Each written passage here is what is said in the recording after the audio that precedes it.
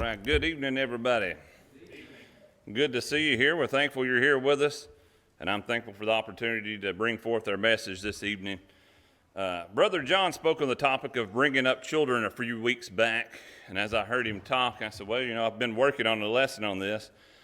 So really my lesson isn't an addition to what he talked about, or I didn't really choose this topic because I was already working on this lesson because of his, but I think it goes along well with it as well. And also I must apologize if you were at our family retreat. A few points from my lesson you're going to hear again, but I think they go along well with our lesson this evening. So in our time we have together, I'd like to speak to the future of the church. As Brother Steve just read a few moments ago in Matthew 19, 13 through 15, we read, "Then the little children were brought to him that he might put his hands on them and pray. But the disciples rebuked them. But Jesus said, 'Let the little children come to me, and do not forbid them, for of such is the kingdom of heaven.' And he laid his hands on them and departed from there." In this passage, Matthew describes different people that were present at the scene where Jesus blesses the little children. Of course, there was Jesus himself, the apostles, the small children that were coming or trying to get near the Lord. But for the purpose of our study this evening, let's focus on the people that weren't mentioned, but who were surely present. I'm not sure. Maybe some of those children were running around or wandering the countryside by themselves, but I would assume that their parents probably led them there. Someone had to bring them to Jesus, and I would say the unseen witnesses to this event were the parents.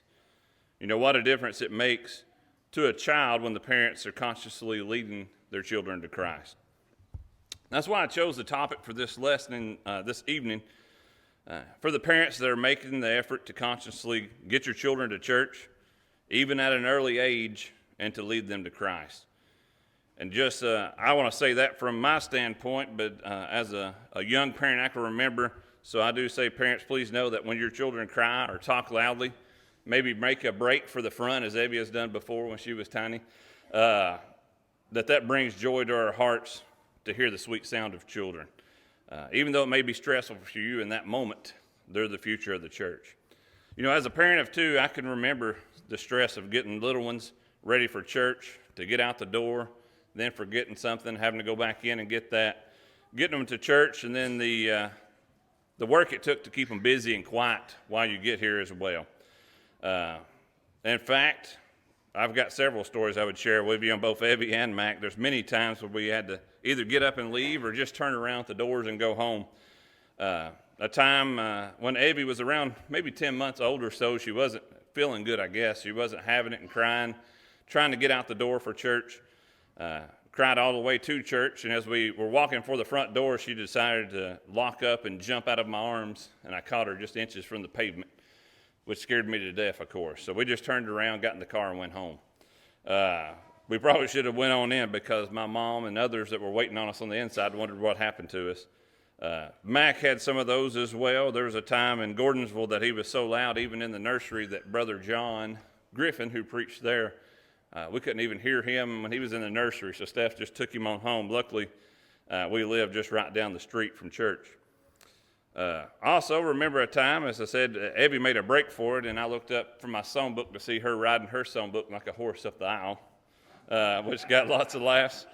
And then also, I remember one of the more entertaining ones on Mac, when we had passed the Lord's Supper around, especially the juice, we got to where we had to hold it out of his reach because he wanted to have some of that juice. So he was yelling, "I want some juice, why can't I have the juice?"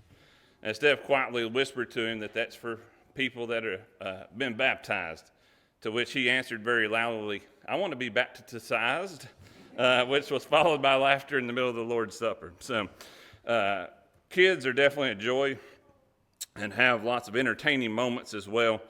But as a parent of those two, I can remember the first time that I heard both my children singing songs of praise.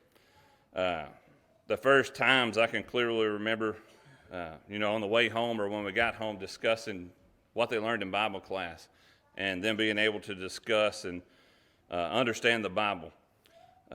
Seeing the friendships that they've made with Christians that are leading by example and supporting them, and the joys of watching Evie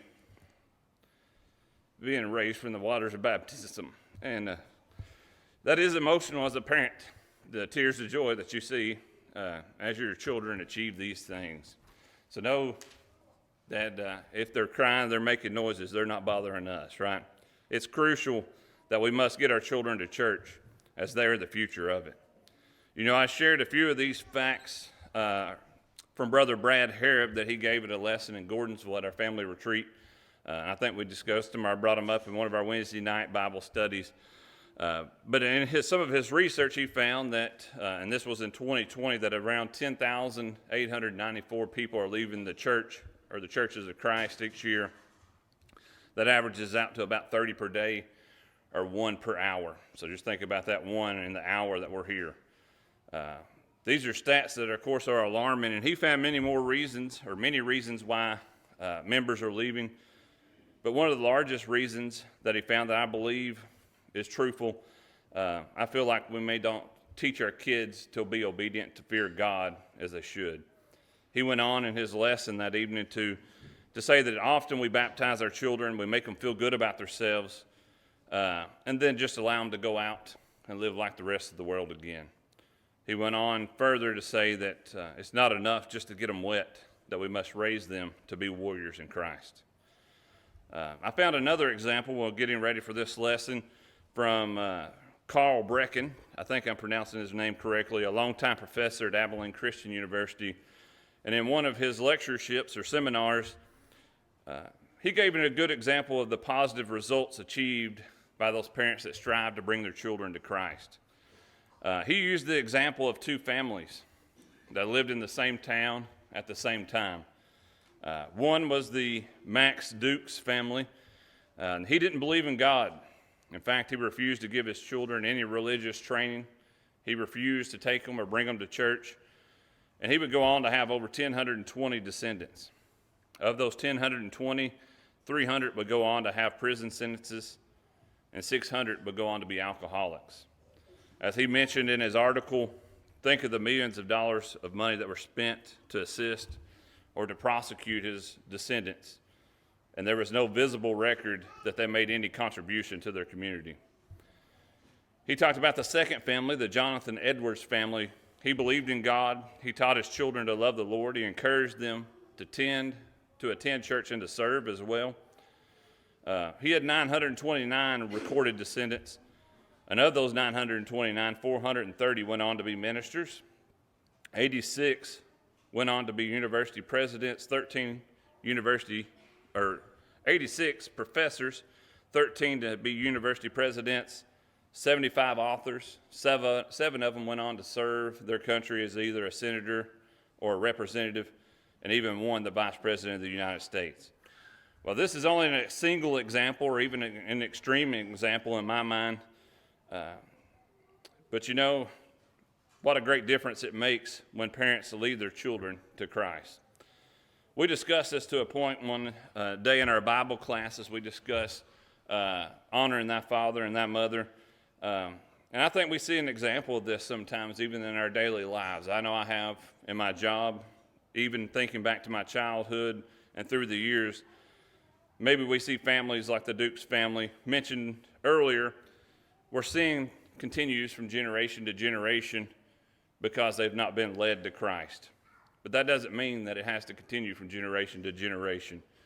I think of, or I'm reminded of Exodus 20, verses 5 and 6, which Steph told me not to mention her name, but she reminded me of that in our study. It says, "You shall not bow down to worship them. For I, the Lord your God, am a jealous God, punishing the children for the sin of the parents to the third and fourth generation of those who hate me, but showing love to 1,000 generations of those who love me and keep my commandments." You know, personally, I've seen this cycle broken many times when a person, either a child or someone when they become parents, decide to make God and Christ a priority in their lives and their families' lives, making a change for their generation, but also for generations to come. And I shared another quote from Brother Harrod's lesson that he did at that same time that he got from somewhere, and it said, we must make that choice today to lead our children to Christ before it's too late. because the choices that you make today with your family will determine the quality of life of your family tree for generations to come. And that's very true. So for this reason, I'd like to share some thoughts about the future of the church or our children and how we can ensure our church will continue to grow and have the same sweet sound of children whenever we gather. So first, we'll start off by looking at our responsibilities as a parent as we lead our children to Christ. You know, our first responsibility as a parent is to teach them. In 2 Timothy 3:15, we see that Timothy was taught the Word of God by his grandmother, from an early age. Thankfully, when it comes to teaching children here, especially at Center Grove, we have many great teachers, leaders, and volunteers that are willing to step up, and many great students that are willing to learn. Educational research, and that's something I have to look at this time of the year as I put together my plans for my year in extension and teaching youth. I look at lots of numbers, but lots of educational research tells us simply three things. First, kids are easily reached. As adults, we're busy, but kids are eager to learn and to know more about Jesus. Kids love Vacation Bible School. I know I did as a kid and was looking forward to every time we can come in. Here, I know we do a great job of Vacation Bible School. Still amazes me to walk through over here the classrooms across the way. Kids love VBS, especially the Hippo song. That's a big hit here at Center Grove. They love Sunday school. Mac is excited to get us out the door every morning, always 10 or 15 minutes earlier than we're probably ready to, but he's always the first one ready to go. They also love the church activities that we designed to teach them. Secondly, kids are easily taught. You know, as adults, we have a lot on our minds, but kids have a clear, open mind and great memories. All they need is someone or something to fill it with. And unfortunately, children today have movies, lots of video games, social media, and many other worldly things that make up the bulk of their diet that they consume. If we don't teach them, the world will. And thirdly, kids are easily convinced. Adults doubt and are full of sin, so we tend to resist. But kids are eager to do right and to please God. It's better that we convince them of Jesus early on, because an unbelieving world that surrounds us daily will do its best to convince them that there is not a God. So the first responsibility of parents, therefore, is to see that our children learn about Jesus. You know, the problem is never the eagerness or willingness of kids. As parents, we must not fail to bring them to be taught or neglect to teach them ourselves. Our second responsibility is to aim them. I heard this example and really liked it years ago, and I've heard several people, including, I think, Brad Harab, use this. Raising Christian children is kind of like shooting at an arrow at a target. Parents are the bow, children are the arrow, and Jesus is the target. You know, I can't help but think of archery and think of our 4-H kids that I work with every year. We'll have sometimes 40 or 60 kids at practice. And we always have several kids that at that first practice has never shot a bow, even though they claim they've shot a bow before. And it never fails. You hear a lot of, why can't I hit the target? I'm not good at this at all. So you stand back and try to watch them and see what they're doing wrong to help them have some success. And what you'll notice, those that aren't hitting the target aren't really even aiming at the target. They're just pulling the bow back and letting the arrow fly.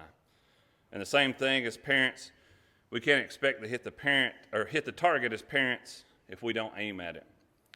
You know, the Bible tells us that we should raise our children with the express purpose that they will know and obey God's word. As we see in Deuteronomy chapter 11, verses 18 through 19. Therefore you shall lay up these words of mine in your heart and in your soul, and bind them as a sign on your hand. And they shall be as frontlets between your eyes. You shall teach them to your children, speaking of them when you sit in your house, when you walk by the way, when you lie down, and when you rise up.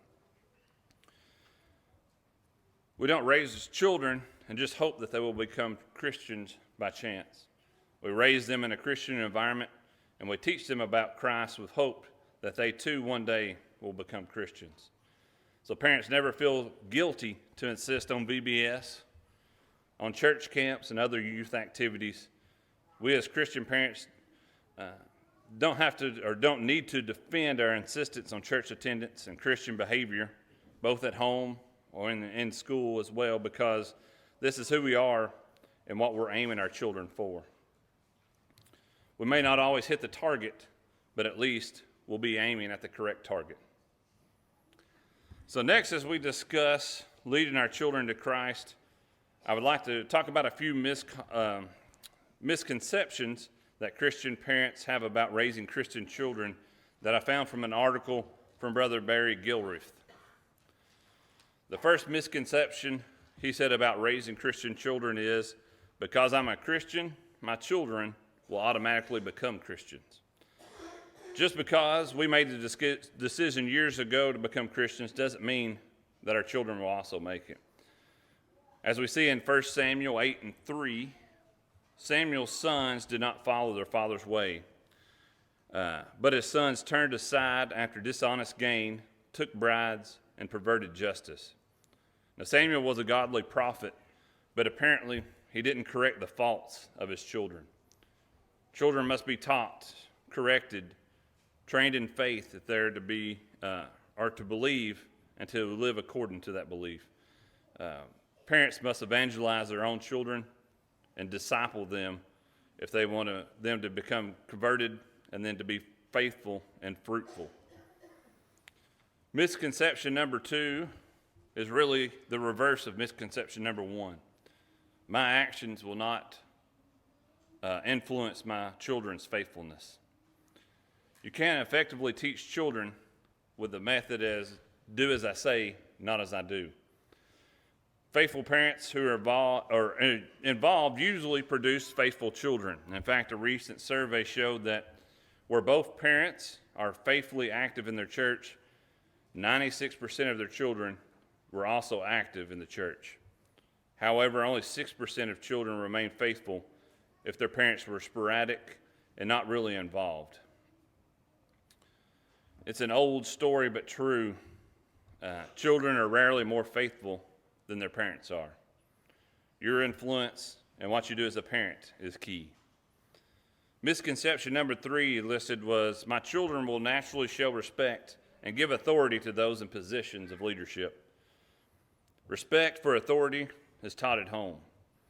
A child who doesn't respect the authority of his mother and father will not respect the authority of Christ, his word, or the leaders of the church. Respect and submission are not automatic. A fact he brought up is that some parents want the minister, the elders, or the deacons to put their children in line. And unfortunately, as a child, I saw that several times in church. Not me, but other people where parents may have asked, can you help get my children in line? Can you help me teach them to be better behaved? But if they've been rebellious with the parents and not corrected, they won't know how to submit to anyone else's authority. We must teach our children to obey their parents so that they'll reap the benefits that come from knowing how to obey not only their parents, but others, maybe coaches, teachers, leaders, systems, even laws that we're required to obey, but ultimately to obey God. God who gives all of these things their place and their authority. Like anything else, obedience is taught and learned. And misconception number 4 that he shared was, forcing my children to come to worship service or to go to youth activities will force them to rebel or to hate the church. You know, some people think that they should just let their children decide or make up their own minds about their faith. For example, when they're old enough, they'll make up their own minds. We see in Galatians 5:17, for the flesh lusts against the spirit, and the spirit against the flesh, and these are contrary to one another, so that you do not do the things that you wish. If left alone without guidance or without training, the flesh will always want to avoid what is difficult, what is godly, and what is spiritual.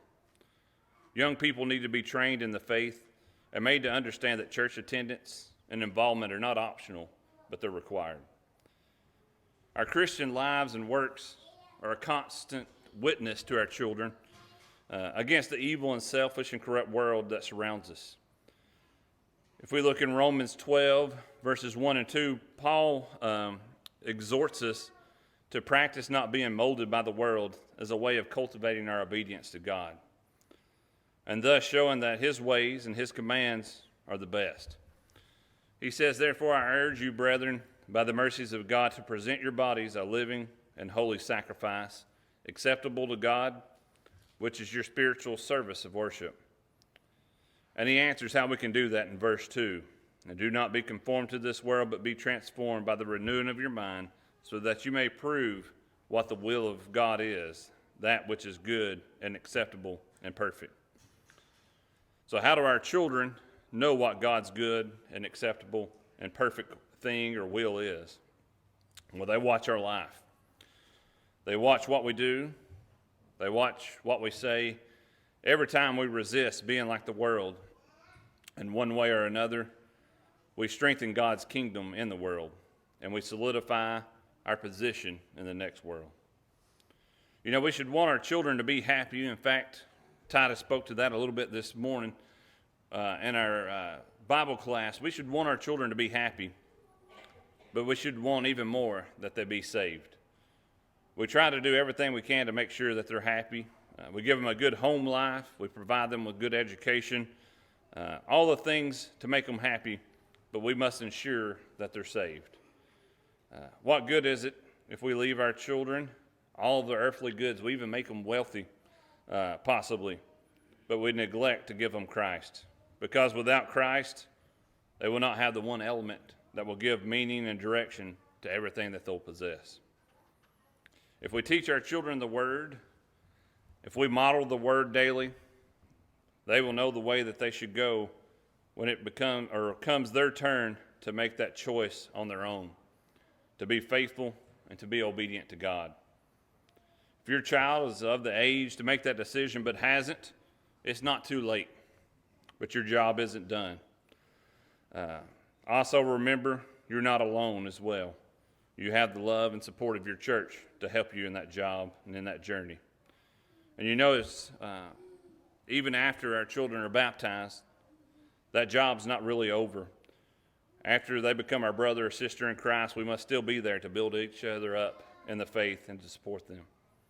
So if we want to see our children in heaven, if we want to continue to see the church grow, we must make sure to teach our children to obey and to fear God. So in summary, what does this mean for parents? If you're a parent, it means you have a great challenge before you, because you will have to go against the flow of a hectic lifestyle and a society or a world that surrounds us that is addicted to materialism and a godless media that celebrates immorality. You know, it may mean not watching a Disney movie that came out recently or some type of TV show that you want to watch that sensationalizes worldly values. It may mean doing things differently than parents that are around you daily. You will have to establish the salvation of your child's soul as a priority. You know, parents often say, all I want for my child is to be happy.